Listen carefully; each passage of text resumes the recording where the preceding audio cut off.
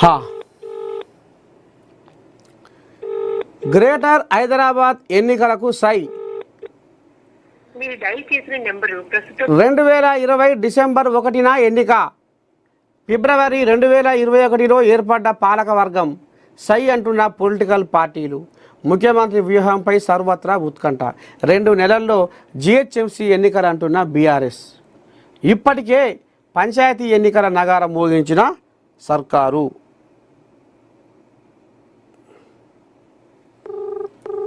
హైదరాబాద్ తెలంగాణలో ఇప్పుడు ఏ కాలం నడుస్తుంది అంటే ఎన్నికల కాలం అని చెప్పొచ్చు. జూబ్లీ హిల్స్లో ఘన విజయంతో ఫుల్ జోష్లో ఉన్న అధికార కాంగ్రెస్ పార్టీ పెండింగ్ ఎన్నికలన్నీ ఫటాఫట్ జరిపించేయాలనుకుంటుంది. గ్రేటర్ హైదరాబాద్లోని 2 బైపోల్స్ గెలిచి జోష్లో ఉన్న కాంగ్రెస్ మరో బైపోల్కు కూడా సై అంటుంది. జిహెచ్ఎంసీ ఎన్నికలు చివరిసారి 2020 డిసెంబర్ 1న జరగ్గా ఎవరికి మెజారిటీ రాని కారణంగా ఆలస్యంగా ఫిబ్రవరి 2021లో మేయర్, డిప్యూటీ మేయర్ ఎన్నిక జరిగింది. దీంతో జిహెచ్ఎంసీ కార్పొరేటర్లంతా మాజీలు కానున్నారు.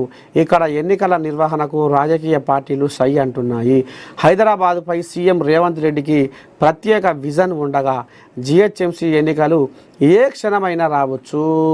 సిద్ధంగా ఉండు యుద్ధానికి. మొత్తానికి గ్రేటర్ హైదరాబాద్ ఎన్నికలకు కూడా సై. అక్కడ లోకల్ బాడీ, ఇక్కడ గ్రేటరు.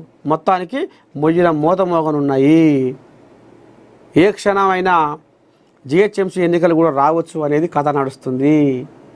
ఇక చూడాలి. ఇక బీజేపీ కోల్యాగాలు మరి ఏ రకంగా తండ్లాడతాయి, కాంగ్రెస్ వాళ్ళు ఏ రకంగా ఉరుకులు పెడతారు, బీఆర్ఎస్ వాళ్ళు, ఎర్రజెండోళ్ళు, వాళ్ళు వీళ్ళు.